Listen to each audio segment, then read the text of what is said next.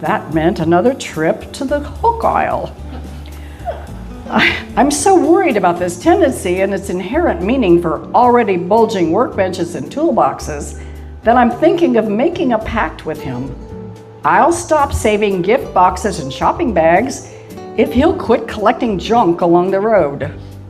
Or we can just continue our pack rat habits and let people shake their heads about us at our estate sale. All right, we're going to get started, and I'm not going to do much, which is wonderful. So we're excited to have Anne here to talk about her books, and Sandra's going to grill her about her writing process and books and things, and then we'll have a signing afterwards.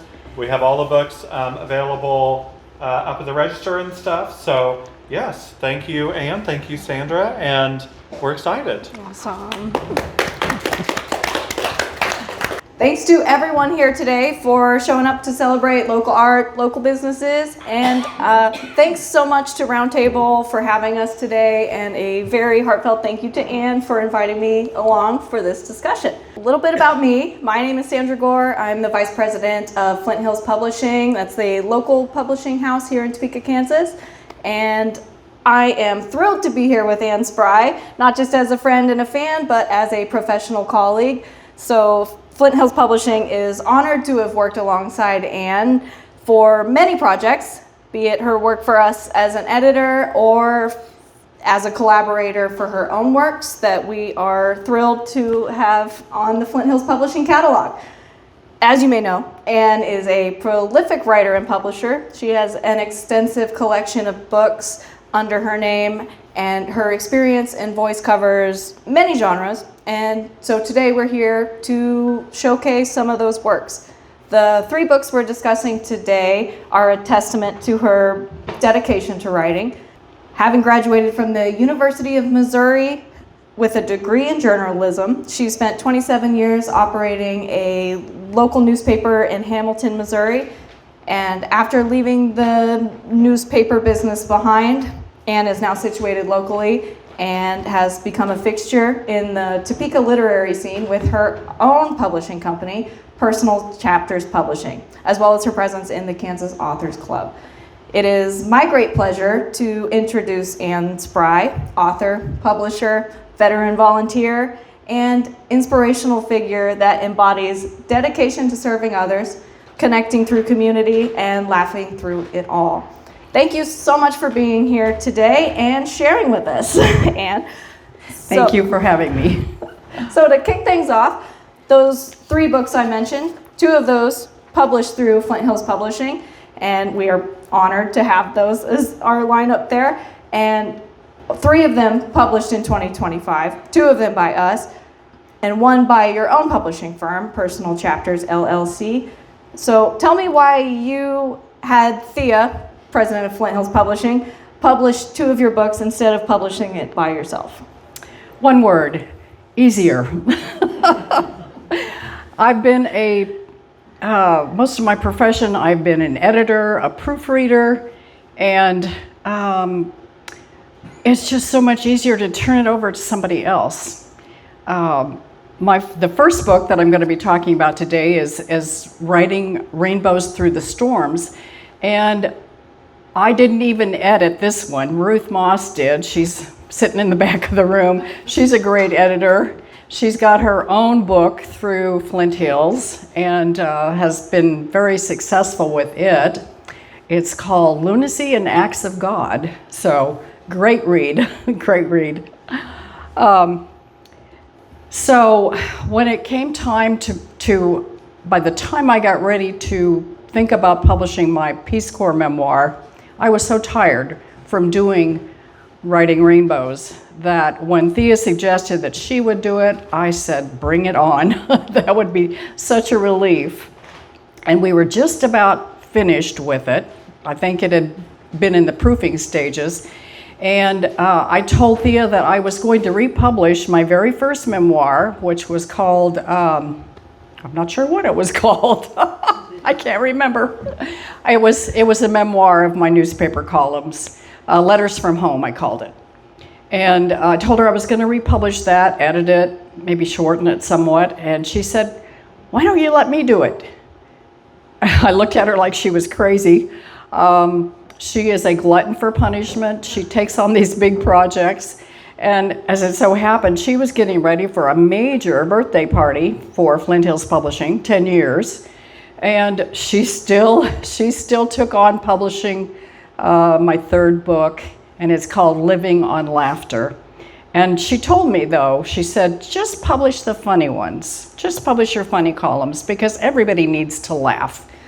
And so the world needs more laughter, so we published Living on Laughter.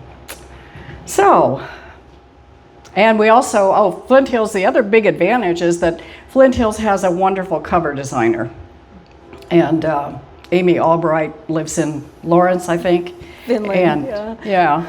And so she did the 2 covers for the Flint Hills books, so I was really pleased with those. Right. Shout out to Amy Albright and Stony Point Graphics. We love having her. She does incredible work, and pretty much all of our Flint Hills Publishing books have been designed by Amy. We're very grateful for the covers. So let's briefly talk about 3 of these book projects here. What are the themes of the books, and how do you feel about them now that they've been out there for a few months? Having 3 books released in 1 year is, even from a publisher standpoint, like mind-blowing. So lunacy, right, Ruth? Lunacy, yeah. So how do you feel now that the dust has settled, looking back on your work in that very expedited process? Relief, again, big relief. It's like a big weight's been lifted off my shoulders. I can get to some things that I've been putting off forever, and but just mainly a big sigh of relief. I don't plan to do that again. Never 3 books in 1 year. So I'm going to talk about, the first book I want to talk to you about is Writing Rainbows Through the Storms. The subtitle is Finding Perspective and Hope by Journaling Through a Pandemic. This book came as a result of working with a writing partner to publish a journal, a master class basically, in writing through trauma, writing to heal. And Rosie was part of my pilot project on that, and so I think it has a little bit more broad exposure, broader topics than just the writing to heal. This book it carries a storm metaphor. The storm in the book is the COVID pandemic.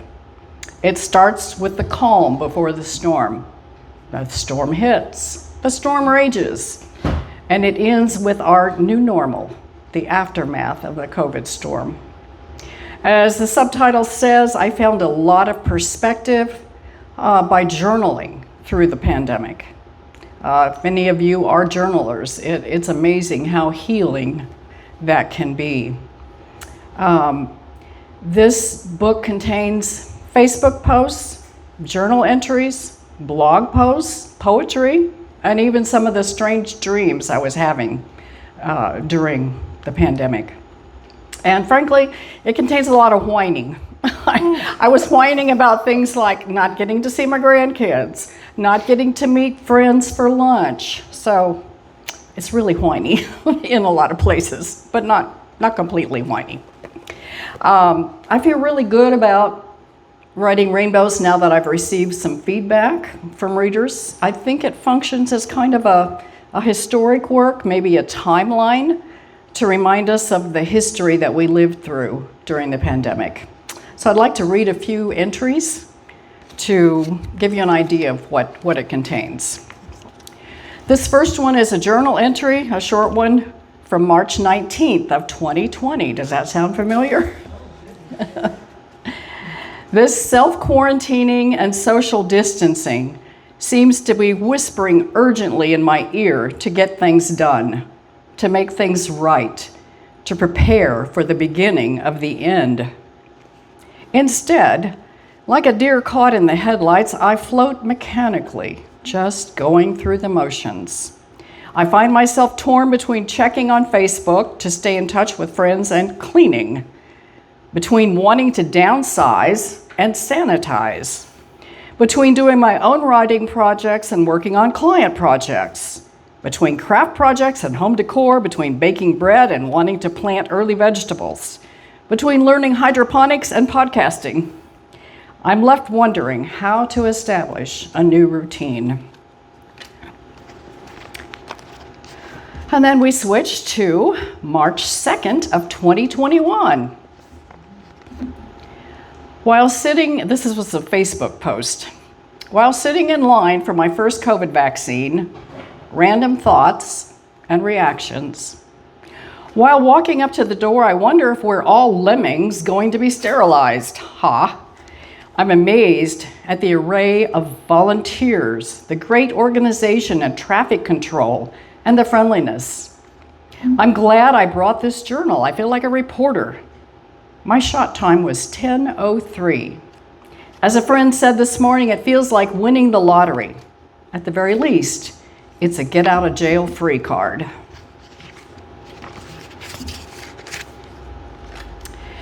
And then on May 13th, a journal entry. After becoming despondent at last night's news over the plight of the trapped people in Afghanistan as U.S. troops withdraw, it helped to read these words. Nothing is so unsettling as to see the bad guy win, but a higher power has always intervened, causing one tyranny and dictatorship after another to crumble. Time and again, the Holy Spirit continues renewing the face of the earth and changing hearts, bringing good out of evil. And now I recall my dream this morning. I saw the faces of my family suddenly materialize in the fabric of a t-shirt someone was wearing. The faces appeared out of a design like a matrix, a series of tiny numbers. I marveled and rejoiced that I recognized our faces in the fabric of the universe, and I awoke hearing in my head the song, "How Great Thou Art."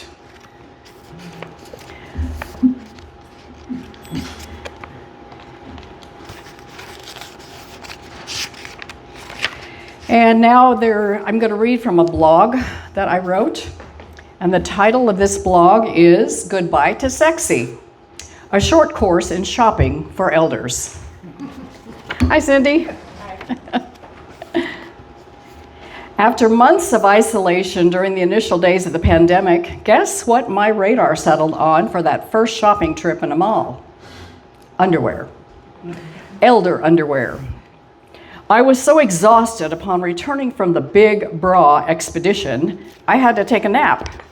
It's hard work to bend over and rake through the bottom rungs of department store racks to find just the right size for an aging body. Years ago, long before turning 65, comfort became the key feature I sought in shopping for everything from automobiles to gynecologists. The car had to be a zero-entry product with an adjustable driver's seat. If the door frame had a threshold that might trip me when getting in or out, the car was nixed. Heated seats became a must-have. New bras now must meet similar requirements. Underwires are out. Padding is okay, but at my age, the 3-hook back fastener had to make way for a broad back 5.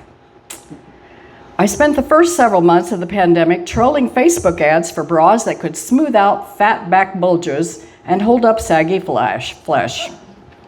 I soon got burned by a cute little t-shirt with sewn-in bra that promised to make me look like an 18-year-old. When it arrived from China, a few months after languishing in customs, it caused one of the biggest laughs I'd had during the pandemic. And trying to get into it almost resulted in a trip to the chiropractor.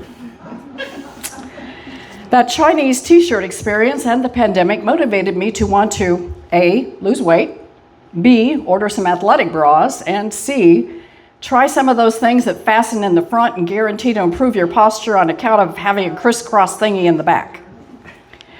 Option C model soon showed its impracticality with arthritic fingers trying to fasten the front in the dark while shoving uncooperative flesh out of harm's way. Option B model failed due to its requirement of being put on head first, then failing to support even minimum bouncing while merely walking across a room. About the same time I should have made the shift to new undergarments for elders, shoes became a sore subject, literally. I blame this on my Sweet Adeline's chorus and rehearsals that require standing for hours on risers. Admittedly, some of the agony that resulted in leg twitches, pain, and insomnia on nights after a rehearsal had more to do with my poor circulation than with pulling out of water aerobics during the pandemic. The foot pain caused me to head to a real-life shoe store, the kind with men who kneel at your feet, measure them with that cold sliding ruler, then disappear into the back room to return with a tower of boxes holding your next Cinderella slipper. Except the slippers have now morphed into clodhoppers.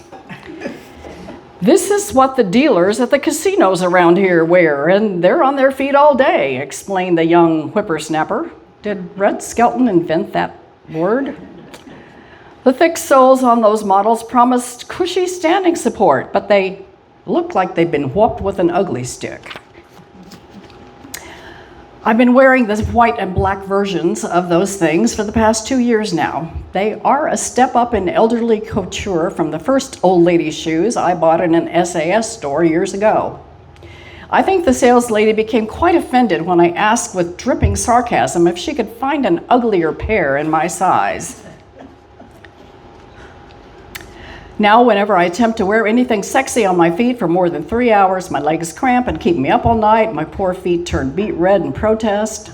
I have since purged my closet of all sexy shoes. I am now seeking lessons in elder makeup. The trials in that arena I can once again blame on my chorus. For 10 years, I've worn little to nothing except extra on my face, except liver spots and lipstick. But an upcoming competition on stage under stage lighting called for stage makeup. Enter false eyelashes. Enter things like pore putty and a daily moisturizer. And when it came time to apply the eyelashes for the first time, I had to call in a younger reinforcement with steadier hands. Someone needs to do the world of baby boomers a favor and put out a primer on elder fashion and makeup. Maybe that's what this drivel is.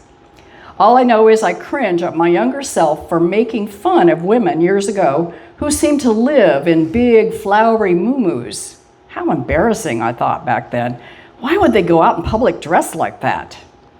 Today, the judgmental woman, that was me, is eating her words and hoping I don't embarrass the younger generation when and if I go out in public wearing my favorite new uniform, yoga pants. They don't camouflage my saggy old bulges of skin like muumuus did for older women decades ago, but they are great for supporting atrophied leg muscles and mildly compressing varicose veins. One of these days, I might even wear them while practicing yoga. Chair yoga, that is. A few more paragraphs from the end. I wrote a blog called Putting a Tail on the Pandemic Dragon. Years before she died, my Aunt Jean would end her letters with the phrase, "I'd better put a tail on this and get it in the mail." I love that colorful metaphor, and I'm going to steal it for the conclusion to this book on journaling through the pandemic. I'm just going to put a face and a body to the tail metaphor. I'm calling the pandemic a dragon.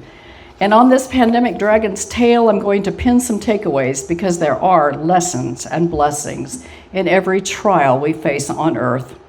In spite of the emotional and psychological trauma we all endured during the pandemic that began in March of 2020, the majority of people residing on this planet learned multiple lessons about themselves and others.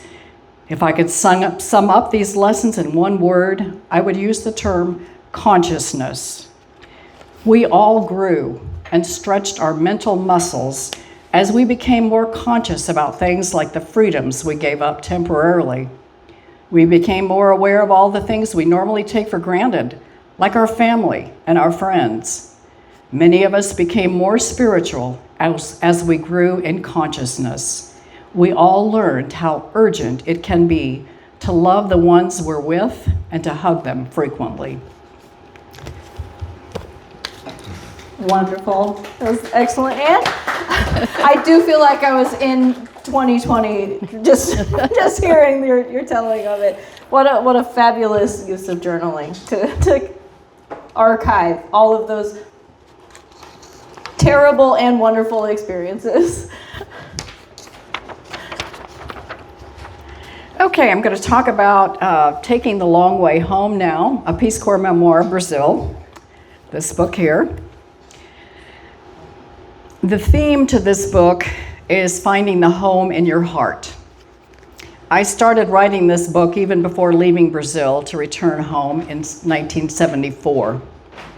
I served in the Peace Corps with my first husband, Dan, and after living in Northeast Brazil for 3.5 years, we traveled a long way home through South and Central America. We took a few months to travel by plane, train, bus, and taxi. This book really doesn't talk much about that trip except for the closing narrative poem. For some reason, it took me 5 years to get this book written. But I was still muddling through life, maturing, and letting the lessons I learned in Brazil distill. What can I say? I'm a late bloomer. Some of the book looks at life on a college campus during the Vietnam War protests. Dan had been drafted, but we had already applied to serve in the Peace Corps, so instead of him going to Vietnam, like Steve here did, we served as a married couple in Brazil. We had a lot of adjusting to do as a married couple, plus the adjusting we did to life on a sugarcane plantation in Brazil. We had our challenges, and the book outlines a lot of them. Besides finding the way to my heart and the emotions I had buried, a lot of childhood trauma. I think I found my purpose in Brazil, and that purpose was teaching. In Brazil, I taught hygiene and nutrition to preschoolers, sewing classes to teens, and craft and English classes to adults. Even though I didn't become a full-time teacher, when we got home, I found a lot of opportunities to teach in my newspaper career, even teaching part-time journalism classes at the local high school. And now I feel tremendous satisfaction and even joy in teaching and facilitating groups. So I'm going to read from a little bit from the prologue of this book. It's called, the prologue is titled, Broken Homes, Broken Heart. Home is where the heart is, or so the poets say. As I sang the opening strains to a barbershop version of Somewhere Over the Rainbow with the Sweet Adelines chorus I belong to, I tried not to feel the emotion behind the words. We were supposed to emote, so our music would be more genuine. But home has always been a touchy subject for me. I've had more homes than a military family, and they haven't all been happy ones. My first home in Wakarusa, Kansas was where I learned to exit my crib, talk in full sentences before the age of 1, and march in circles around the dining room table chanting, "Poor Anne, no mommy, no daddy, no raisin nuts." That was my word for raisins. I was always carrying around a little red package of raisins. In that first house, I learned how to share with my brother by dividing a saltine cracker in pieces, but found myself face-planted on the splintered wood of our front porch by my mother when I tried to keep the biggest piece for myself. I wish I could have stayed in my second home forever. I loved the knotty pine walls of the upstairs playroom on 45th Street in Topeka, the sweet-smelling hayloft in the barn that held my old nag named Bullet, the boathouse where I taught myself to love music by playing on a mouse-infested piano. That 20-acre place also held the abandoned brooder house I made into a playhouse, shoving out straw and chicken manure and hauling in rusted box springs and wooden box furniture. It was my make-believe big people house where I rehearsed adulthood by repeatedly welcoming my 5-year-old male playmate home from his, quote, day at work. My Oklahoma home was a 55-foot Nashua house trailer my mother hauled to Tulsa to keep us safe from a violent man she had brought home from a local skating rink after my father died in a truck accident. A flood, poverty, and hunger would soon force our return to rural Kansas to park the trailer in the driveway of my grandparents' home, at least until Mother could find another broken man to whisk us away to live in a post-war cracker box house in suburban Kansas City. I couldn't wait to leave home and get married so I could make a new home for myself. After 3 years of dorm rooms and a dank summer basement rental in a college town, I got married 2 days after my 21st birthday and moved into a 55-foot Nashua trailer. When my new husband and I graduated from the University of Missouri in 1971, both of us with degrees in journalism, we set up temporary homes in Northeast Brazil as Peace Corps volunteers. In this foreign land, where they spoke Portuguese and often had nothing more to eat than rice and beans, in this beautiful country where houses often had dirt floors and hammocks for beds, I learned the importance of having a purpose bigger than ourselves. In Brazil, I also began the arduous journey to the home inside my heart, and now recognize it as the only safe place to live. But first, I had to clear out stacks of emotional clutter. And now I'm just going to read you a portion of chapter 2 in the book. They never warned us we might be burying children. In fact, I don't recall the death of a child mentioned in any of the informal or formal Peace Corps educational and cultural sessions we attended, except perhaps as a vague malnutrition statistic. Venha aqui, Dona Ana. Dona Teresa motioned me out of the corner of the mud hut, where I stood rooted in fearful silence. Reluctantly, I approached the tiny coffin where the other woman worked. Here, said Dona Teresa, handing me a stem of stephanotis blossoms. I looked down at the cherub face in its infant-sized pine box. Underneath the child and outside the blossoms now surrounding his head, I glimpsed a lining of cheap white muslin. At least his little head rested on a pillow of white taffeta, and now he wore a stephanotis crown of glory. I fought back the urge to vomit as the sweetly sickening odor of the flowers rose from the stem that was mine to put into the coffin. Gently forcing a stem under little Manuel's lifeless neck, I arranged the spray of white flowers on the pillow as artfully as I could with my shaking fingers. I shifted my brain and queasy stomach into a less intense space. So this is how poor peasants embalm a body. I wonder if they do this for adults as well. When is the boy's father going to show up for the procession to the cemetery? In answer to my silent question, João Manuel shuffled into his house, removed his hat, and peered into the coffin. One last look at his firstborn son. This normally boisterous man, the supervisor of a crew of cane cutters, quickly averted his eyes and looked at the floor, but not before I caught the reflection of a tear in his eye. Vamos, por favor, he motioned to the cluster of women who were finishing up their work at the coffin to leave the hut. Dona Teresa carefully positioned the lid with its protruding nails over their matching holes and pounded the cover softly shut with her calloused fist. She beckoned to the 4 neighbor children who had suddenly appeared at the open door to come inside. Without being told, they each grasped a rope handle on the side of the pine box and looked at João Manuel for the signal to begin the procession.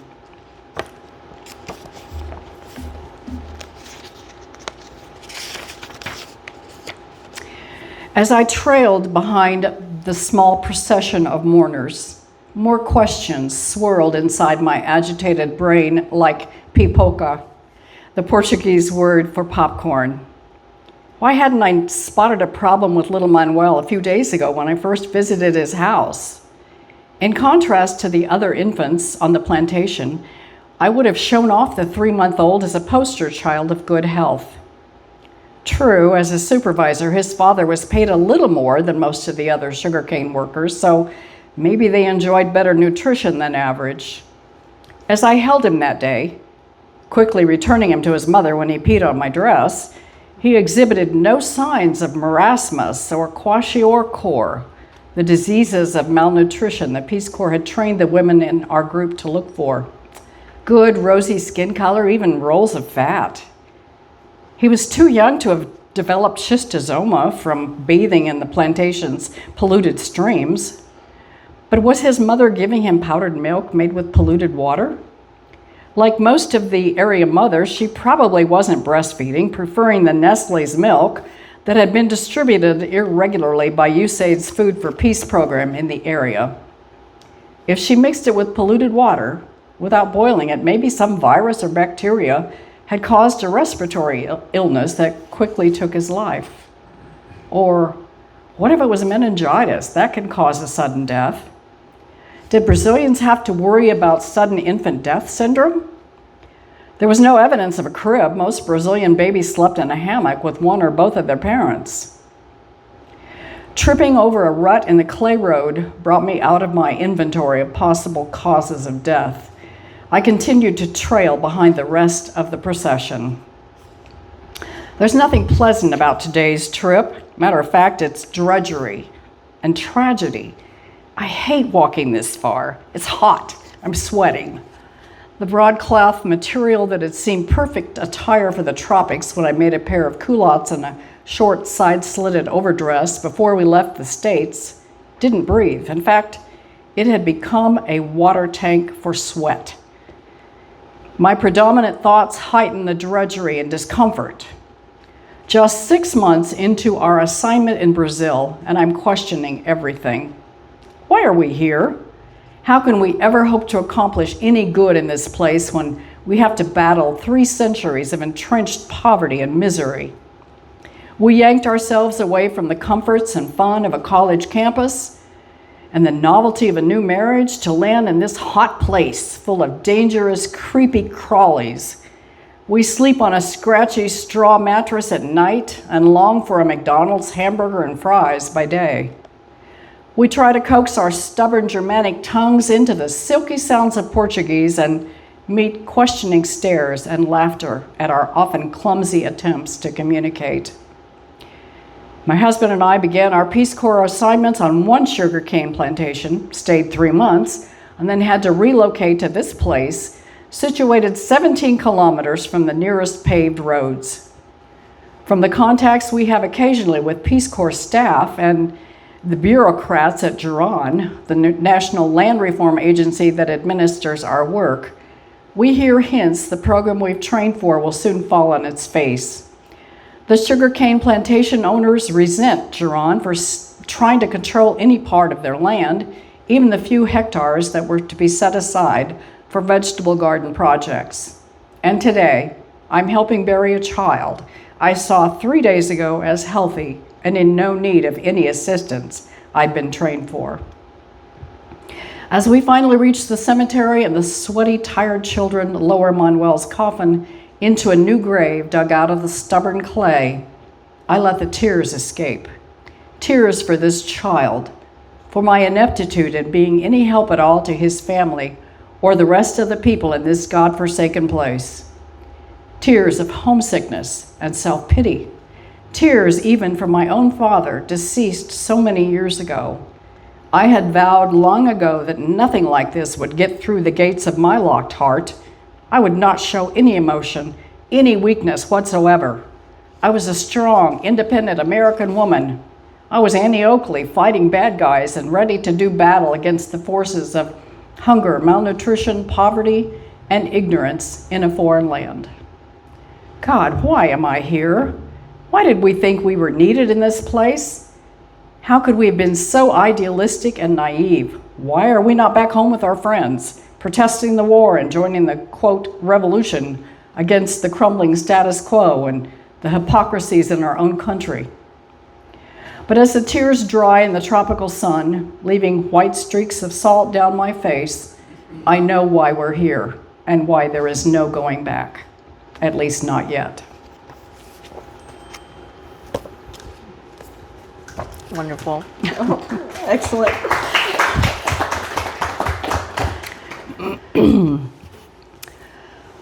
Okay, one last one. All right. 3 books So is that a was lot. from Taking the Long Way Home, correct? Right. Published by Flint Hills Publishing. First was Readings from Writing Rainbows, published by yourself, and we're gonna wrap it up today with some excerpts from Living on Laughter. And is this the one you've republished? Yes. Okay, excellent. Yes. Yeah. The focus on this third book, Living on Laughter, is on all the crazy things that happen to all of us, and how the best thing we can do to cope is just have a good belly laugh. For most of my life, I've been super serious, all business, but when I bought my newspaper in the early 1980s, I started a personal column that usually ended up poking fun at the situations my type A personality got me into. But I didn't just write about my own stupidity. I wrote columns about raising a child, being divorced, dating a few city guys who didn't appreciate my gardening hobby. I wrote several columns about my envy of the men in my life for getting to use power tools all the time and not letting me use them. I wrote about my first colonoscopy, about fad diets, about the challenges of aging. And I had a few columns about the challenges of new technology. I poked fun at my son and at my late second husband, Marshall, a lot. In the column, I called my son the Kid, until he got old enough to read my columns and get mad at me. So I changed his name to Big Guy. By then, he was taller than me anyway. And my husband, Marshall, went by the nickname of Lemonade Man. So I'll read 2 short selections from that. This one, the title of this one is I've Been Usurped by 17-inch Wheels and Sexy Running Lights. I always suspected that men preferred hunks of metal to warm flesh. Now it's been confirmed. I couldn't help but be a little jealous recently when Lemonade Man spoke more lovingly of his Ford F-150 than he does of his almost 50 wife. He calls her Big Lou, and while he's had this truck for well over a year, he never ceases to admire his possession, asking me to appreciate the sexy running lights on the custom running boards, or to listen to the growl of the engine and the roar of the glass packs he just had to have installed after the neighbor came home with his. Mechanical gadgets have an allure for the male species that no mere flesh and blood woman can ever compete with. Take the auto start function on Big Lou. On cold mornings, Lemonade Man just pushes a button from the warmth of the dining room, aims it in Big Lou's direction, and when he's ready for work, the truck is warm and toasty. She gets started a lot easier in the mornings than you do, he remarked recently. Could be because all I get is decaf coffee while Big Lou gets an auto start caress and high octane fuel. The really bad thing about the love affair with a truck is that Big Lou has 17-inch wheels and Lemonade Man is 5'3" and shrinking. His insurance agent still tells the story of this huge truck parking in front of his building and this man getting out of it and then disappearing. It totally dwarfs him, and climbing into it is a feat. I guess I'll put up with Big Lou because she's great to have for hauling yard waste. The verdict's still out on whether having a big garbage can with running lights is worth diverting and diluting a husband's affection. But if he decides to put one more gadget on the thing, he can start making his bed in it.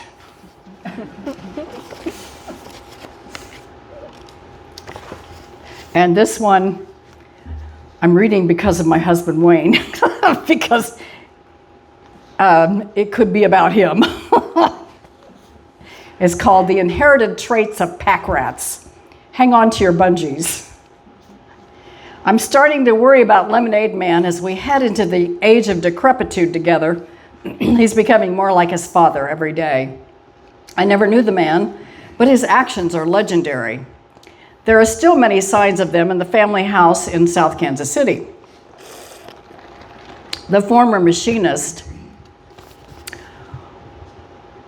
Or did I lost my place. The former machinist was pretty handy around the house, but he needed to write reminders to himself and others about what they should and shouldn't do. There are black scrawled admonitions to wipe your feet at the back door. The wiring in the house is so convoluted, make that dangerous, that switches to the utility room might be located in the back bedroom. They were labeled too. And because he saved pieces and parts of things in the event that he might someday need them, those pieces and parts often became the fabric of some strange contraptions, which then had to be labeled for the next generation to figure out. A repairman who came to check out the 50-year-old heating system that's been rattling a lot lately chuckled and shook his head at how cobbled things were. "Are you sure my dad hasn't been here and worked on this?" he wondered. Maybe all Depression-era dads were the same. Perhaps all older men have the ingenious idea of putting all the appliances on wheels so they can be clean behind. Well, our house doesn't yet have wheeled appliances, but man, do we have the hooks. Every time we go to a hardware store or Wally World, we have to spend at least 15 minutes looking at hooks. We have imitation brass hooks in every bathroom, on the solid oak armoire, one for both of our bathrobes, which end up on the chair anyway, 2 in every closet, and quite a few outside the back door. Lemonade Man has inherited his father's handyman abilities so much that all our kitchen counters now boast fluorescent lights. My sewing machine also has its own floodlight. I'm not complaining, mind you, and it would be okay if we stopped at hooks and lights. What worries me now is stopping on the interstate to pick up a bungee cord that someone lost. Wayne did that just the other day, or he talked about it.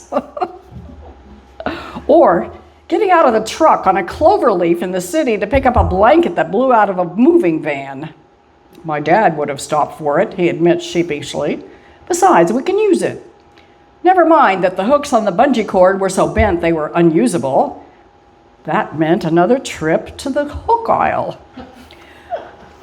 I'm so worried about this tendency and its inherent meaning for already bulging workbenches and toolboxes that I'm thinking of making a pact with him.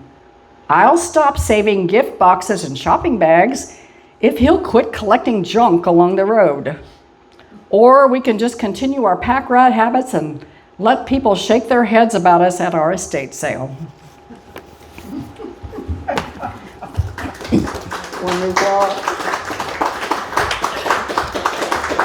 When you speak about how you were envious of the power tools and you manifested this. You want the tools, you get the tool bench and everything that goes with it. So before we open up to questions, I just want to talk one more thing. So why memoirs? Oh, Nearly every book that you have authored since 2014 has been a memoir or biography. What has all this writing done for you and for your readers? I needed to do memoir because I needed to explain myself to myself, and memoir does a great job of that. Journaling, as you've already heard, formed the basis of 2 of my books in 2025. I've been journaling since I was in high school, and the Peace Corps book drew heavily from the journals I kept in Brazil. Writing on Rainbows has a lot of verbatim journal entries.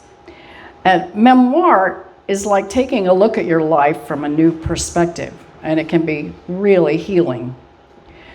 When I finished the Brazil book, I felt like a new person because I could see all the mistakes I made as a young woman in a foreign culture, and I could finally forgive myself for being so naive and pushy and insensitive at times. I really firmly believe that memoir is magical. And I wrote a poem several weeks ago that speaks to the power of memoir, and I'd like to share it with you. It's called Memoir Instructions. Live life backwards. Hit pause. Rewind, replay.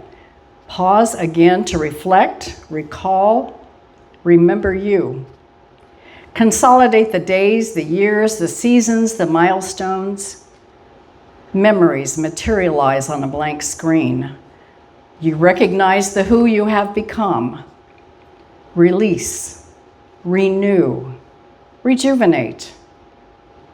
Now live forward, but not fast.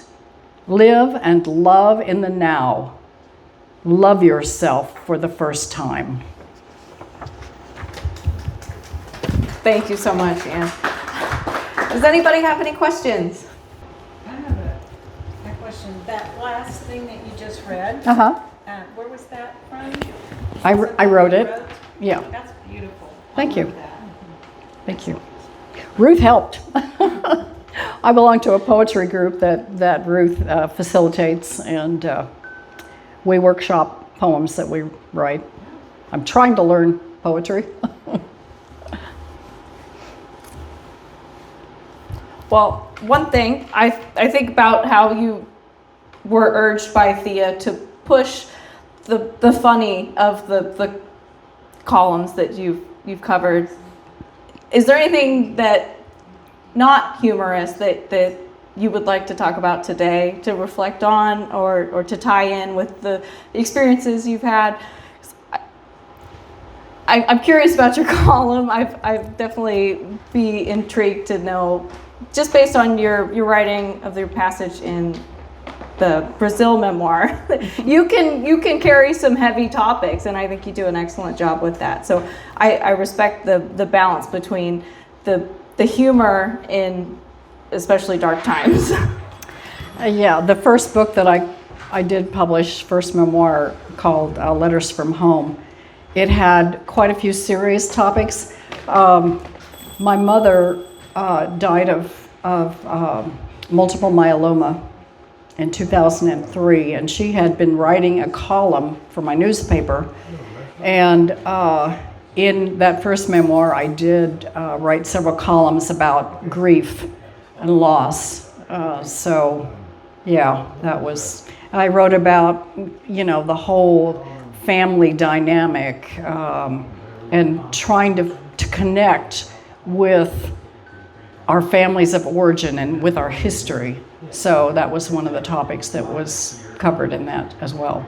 Well, as a fellow journaler, I understand completely how working through all of those painful and playing it back, rewinding and pausing, as you say, can process that. And I think for a public forum like a column, how inspiring for you to release that kind of personal information so other people can learn a little more about the healing process by association, by leading by example, because I know how much journaling can improve people, especially through grief or through hardship, troubling times. So I love that platform, and I'm really, really impressed with your ability to share it. Thank you. There is a danger in that, though, and I will point out that in the first book, Writing Rainbows,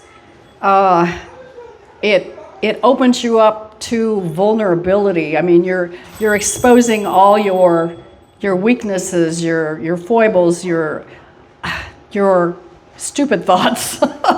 But I think it's something that everybody has. It's something that we can admit to, and maybe me putting my warts out there for everybody to see might help other people unburden themselves by journaling or writing about their challenges. Absolutely. Well, leading by example. And I love that you mentioned forgiving yourself retroactively, like through reading back on yourself when you're in that experience again. You're feeling it in the raw sense that you felt in the time, and especially when it covers a long span of time. But to have the empathy and the understanding of yourself then compared to yourself now. It's a really interesting perspective to see these two opposite sides of yourself, like the history that has gotten you to this point, so you can look back with wisdom and understanding.